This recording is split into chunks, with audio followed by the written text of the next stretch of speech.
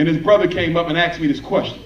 He said, how are the black men supposed to be the leaders of the community when black women don't want to give us no control? This was his question. So you don't need black women to give you control. You will automatically be given the control once you show her that you mean business.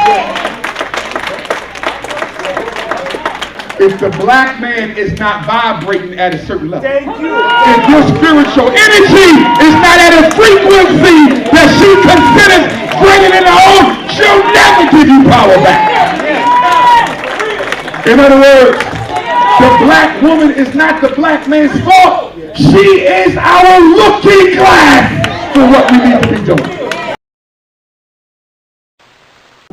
See, we're going to talk about the white man, but we're going to talk about y'all. We're going to talk about the black household and how you are complicit in the reniggerization of black children. When are we going to talk about you? When the last time you took them to the library? When the last time you took them to a black bookstore? When the last time you checked some damn homework? When the last time you made them read a book? Oh yeah, the black community is a breeding farm too, just like the school system. Yes, we are breeding black children to fail. And I'm so sick and tired of seeing black boys want to be nothing but athletes and entertainers. So I've been speaking at career days for 25 years. 25 years of career days all over the country. And for 25 years, guess what I still hear? When I ask boys, what do you want to be? For 25 years, football player, basketball player, and rapper. And guess what? I don't blame the rappers and the athletes. I blame professional black men for abandoning our black community and leaving our boys without no worthy role models. I don't want to hear about Lil Wayne and Lil Durk. I don't want to hear about Cardi B and Megan Thee Stallion. I don't want to hear about them because guess what? They would have no influence over our children if professional black men were still in the black community. Why did the dentist have to move out? Why did the doctor have to move out? Why did the principal have to move out? Why did the preacher have to move out? Why did the business owner have to move out? Black men, we got to admit something. We have turned our backs on our boys. And I'm sick and tired of us trying to scapegoat single black mothers. Single black mothers are not to blame for the failure of black boys. In African culture, men are responsible for manhood training, not mothers. So all this killing going on in Houston, all this killing going on in Philly, all this killing going on in Oakland, all this killing is the responsibility of black men. That's right, fellas. When are we going to take the streets back? There needs to be a civil war in black America. I'm going to say it right now. There needs to be a civil war in black America between black men and the black boys we stopped raising correctly. That's right. We're going to have to go block to block, house to house, and tell them it's over. Ain't no more drug dealing. I know you selling drugs because you can't find a job. We're going to help you find a job, but you ain't pumping no more outside this house. That's right. You're not disrespecting your mother no more. You're not stealing from your grandmother no more. You're not putting your hands on my daughter no more. The only person who can put the black young man back in his place is the black man. The question is, brothers, how long before we get busy? I was in Nashville, Tennessee last weekend, and his brother came up and asked me this question.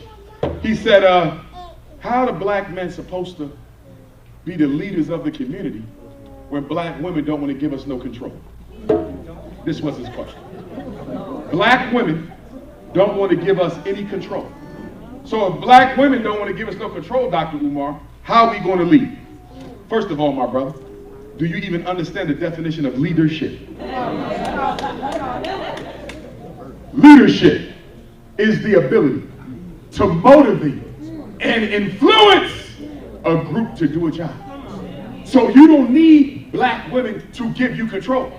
You will automatically be given the control once you show her that you mean business.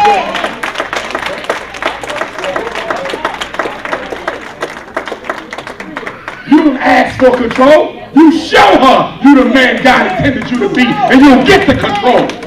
Black men, I don't care how mean and nasty our sisters can be sometimes, and sometimes they can be mean and nasty. Get on her nerves, she'll tell all your business. Get on your nerves, she'll sell your social at tax time. But one thing is for certain, and two things is for sure. Black women are angry not because they don't want us. They are angry because we are not what they need us to be. The